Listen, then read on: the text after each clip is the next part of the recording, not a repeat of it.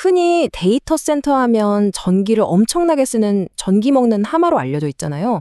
그런데 만약 그 데이터 센터가 사실은 우리 전력망을 구하는 숨은 영웅, 그러니까 새로운 종류의 발전소가 될 수 있다면 어떨까요?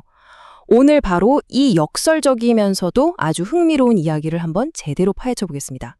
네, 바로 이 질문입니다. 세상에서 전기를 가장 많이 쓰는 시설 중 하나가 어떻게 전력망의 안정성을 돕는 핵심 파트너? 말 그대로 베프가 될 수 있냐는 거죠. 이게 바로 오늘 우리가 함께 풀어볼 미스터리의 핵심입니다. 자, 오늘 이야기는 이렇게 흘러갑니다. 먼저 우리 전력망이 사실 어떤 문제를 안고 있는지 그 속사정을 들여다볼 거고요. 그리고 데이터 센터가 어떻게 그 해법으로 떠올랐는지, 또 구글의 실제 사례는 어떤지, 그리고 우리나라의 새로운 법이 이 모든 걸 어떻게 바꾸고 있는지 살펴볼 겁니다. 마지막으로 이게 우리 모두에게 어떤 의미인지 정리해 볼게요. 자, 그럼 첫 번째 이야기부터 시작해 볼까요? 우리가 너무나 당연하게 여기는 이 전력 시스템, 그 뒤에 숨겨진 구조적인 문제, 바로 중앙집중식 시스템의 한계에 대한 이야기입니다. 우리가 쓰는 전기는요, 사실 저기 멀리 바닷가 같은 곳에 있는 거대한 발전소에서 만들어지잖아요. 그리고 수백 킬로미터에 달하는 송전망을 타고 우리가 사는 도시와 공장으로 오게 됩니다.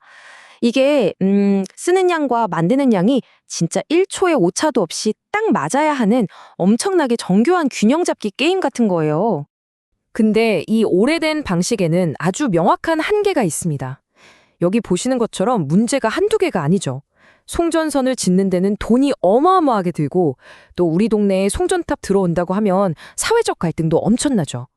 그리고 다들 에어컨 켜는 한여름 오후처럼 전기를 확 많이 쓸 때는 전력망 전체가 휘청거릴 수 있어요. 그래서 이 잠깐을 버티려고 비싸고 오염도 심한 피커 발전소라는 걸 따로 돌려야 합니다. 심지어 전기가 먼 길을 오면서 상당량이 그냥 공중에서 사라져버리기도 하고요.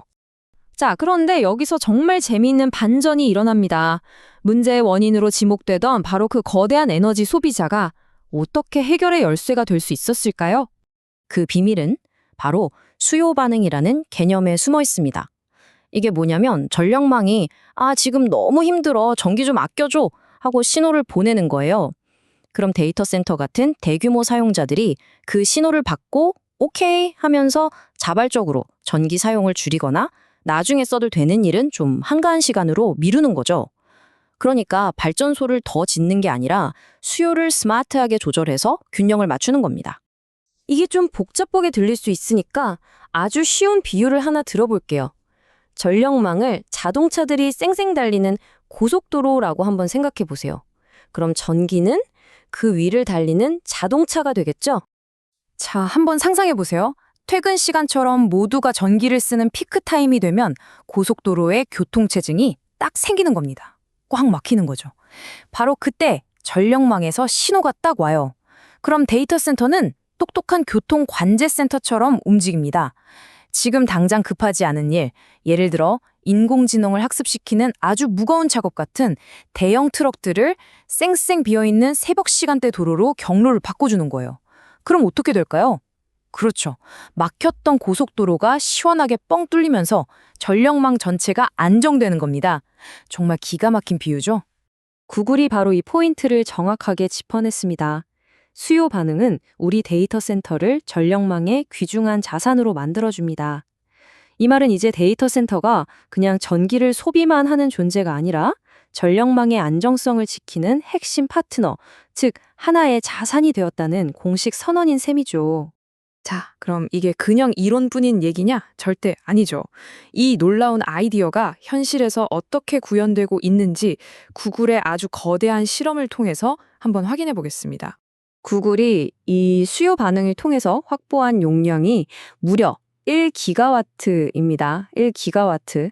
이건 원자력 발전소 1기 용량과 맞먹는 정말 어마어마한 규모거든요. 이 숫자가 전력 시스템을 다루는 전문가들에게는 정말 엄청난 의미를 가집니다. 1기가와트. 감이 잘 안 오시죠? 저도 그래요. 이게 어느 정도냐면 미국 기준으로 약 75만 가구에 동시에 전기를 공급할 수 있는 양입니다.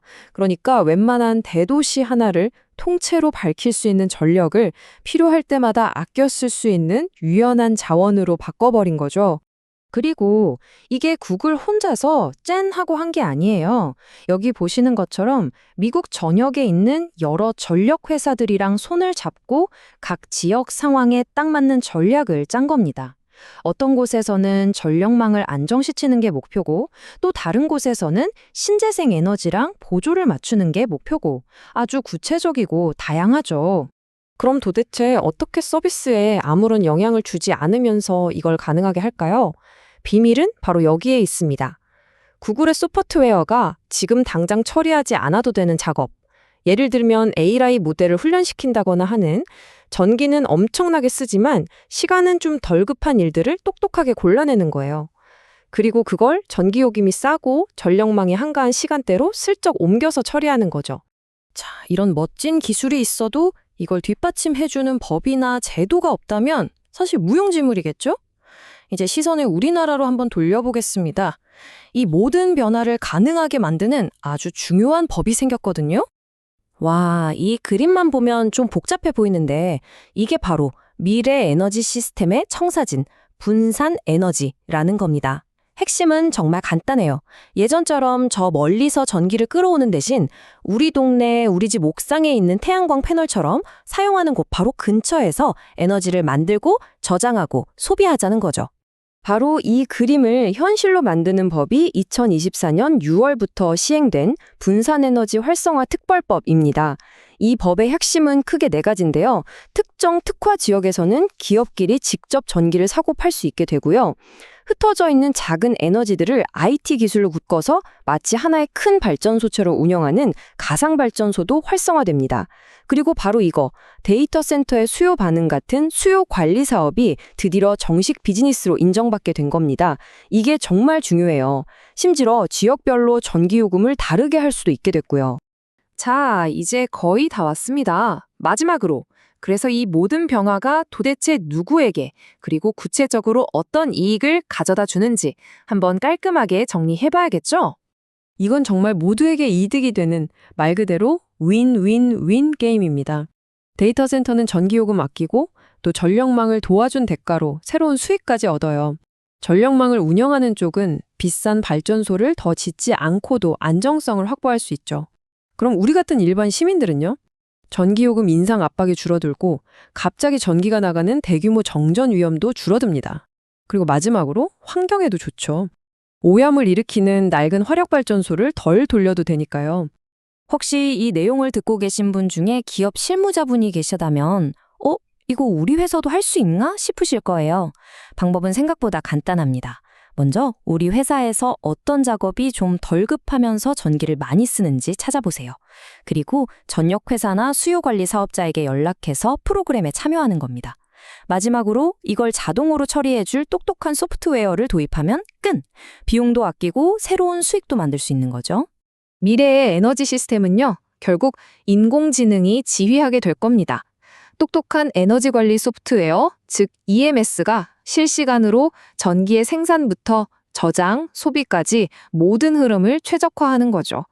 보이지 않는 곳에서 AI가 우리 모두를 위해 가장 효율적인 에너지 시스템을 만들어가는 겁니다.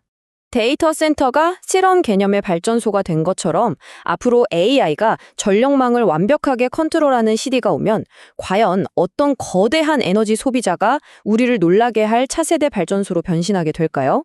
어쩌면 여러분이 매일 타는 전기차가 될 수도 있고 아니면 우리가 사는 도시 전체가 하나의 거대한 발전소가 될 수도 있겠죠. 정말 생각할수록 흥미로운 미래가 아닐 수 없습니다.